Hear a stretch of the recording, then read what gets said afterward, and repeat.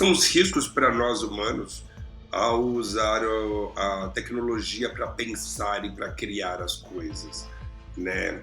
O risco maior é de a gente não evoluir o pensamento crítico, né? A gente já vê o quanto essa competência, que é vista como uma competência do futuro, o quanto a gente precisa desenvolver cada vez mais, né? A gente tem uma série de questões hoje dentro da nossa sociedade que impactam e exigem que a gente tenha um pensamento crítico cada vez mais relevante. Por exemplo, as fake news, né? Se você não tem um pensamento crítico, você acaba adotando uma primeira notícia como verdade, aquilo pode, na verdade, não ser nada do que é. E o pensamento crítico, ele te leva a outras camadas, a questionar uma primeira informação, a buscar outras evidências. Então, todo um processo, né, cognitivo que ajuda a gente a aprender, né? Cada vez mais ter esse senso crítico é importante e foi importante até agora para que a gente pudesse desenvolver tecnologias como a gente está vendo agora, né? O grande risco é, a partir do momento que eu tenho alguém que pensa por mim, o cérebro, a gente sabe que ele tem aquela questão de ser econômico, ele pode achar que ele não precisa mais pensar, e aí ir atrofiando, né, essa questão do pensamento crítico. Mas eu listei 4 principais pontos, né, que são riscos que a gente deve levar em consideração, e eu estou trazendo isso para que você se perceba quando em algum momento estiver indo por esse caminho, e sempre lembrar, né, criticamente, de acionar o seu pensamento crítico para você sair disso e nunca deixar se dominar pela facilidade que a inteligência artificial ela vai te trazer, mas sempre usando com responsabilidade, né?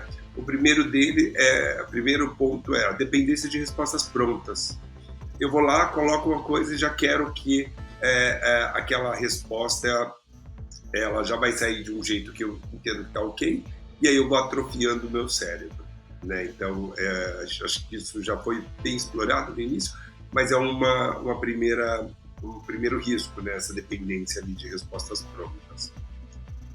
O item 2, ele é a redução da profundidade do pensamento, né? Então, essa capacidade que a gente tem de analisar, como eu disse, né? De ouvir uma informação, buscar outras fontes, mesmo assim duvidar às vezes dessas outras fontes, buscar um meio comum, buscar uma pessoa com quem eu confio que eu possa trocar, essa profundidade que faz com que eu tenha uma ideia minha sobre aquele assunto e não aceite algo que chega até mim, né, de um jeito superficial como uma verdade absoluta. O item 3 é a diminuição da retenção de informação. Se o cérebro está atrofiado, eu não tenho profundidade naquilo que eu recebo de informação, eu cada vez mais vou guardando menos informação, né? Então, a gente não pode deixar que à medida em que a tecnologia se torne inteligente, as pessoas se tornem ignorantes, né? Então, e isso é um risco, tá? Então, acho que esse é o ponto.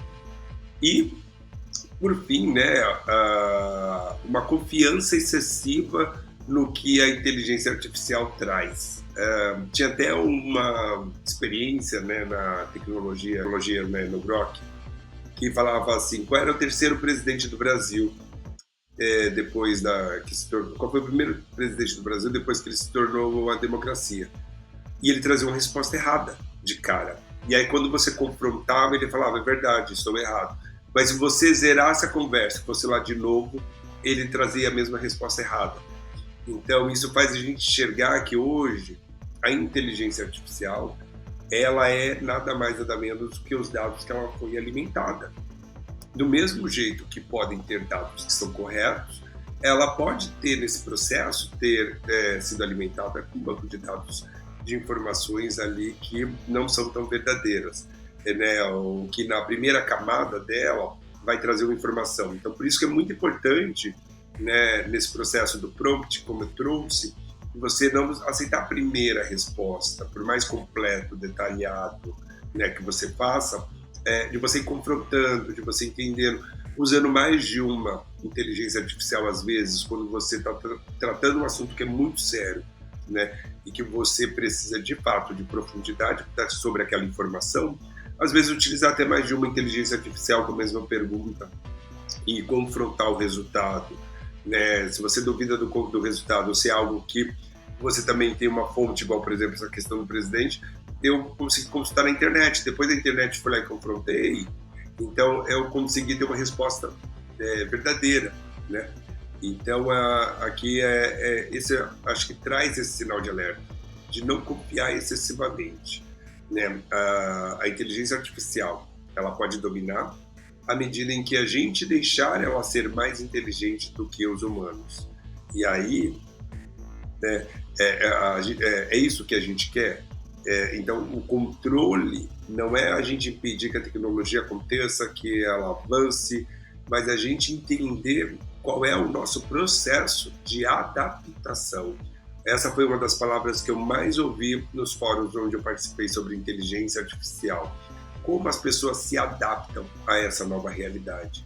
E se adaptar é justamente entender esses riscos e fazer com que a gente consiga preveni-los, sem deixar de usufruir dos benefícios da evolução.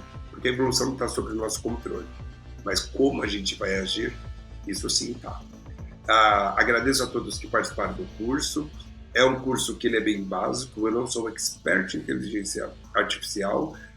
Eu montei esse curso porque eu trabalho muito mais com emoções e sentimentos, e eu montei um conteúdo de inteligência emocional, que é o curso que eu tenho disponível hoje, né, na Hotmart.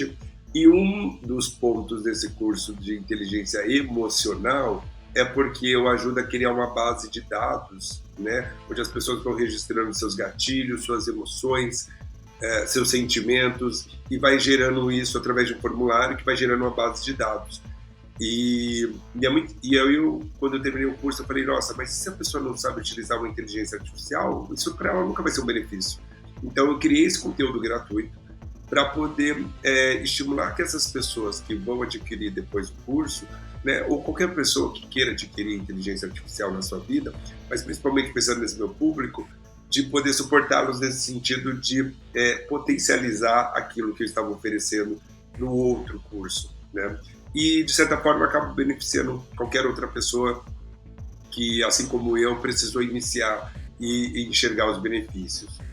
Existem diversas ferramentas, aqui eu dei só um exemplo do ChatGPT, né? Você pode explorar, eu acho que, assim como aconteceu comigo, eu comecei com o ChatGPT e a partir dali eu fui abrindo minha mente, fui entendendo como funciona, fui entendendo outras ferramentas. Então, a ideia de ser básico é justamente porque é o start.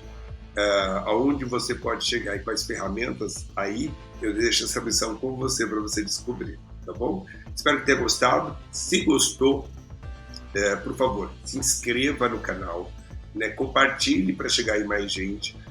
Esse curso ele é gratuito, ele vai continuar sendo gratuito para sempre aqui no meu canal do YouTube. E a minha meta é poder monetizar o canal e aí o YouTube me paga o investimento que eu estou tendo de criar o curso, tá bom? Um grande abraço e é isso.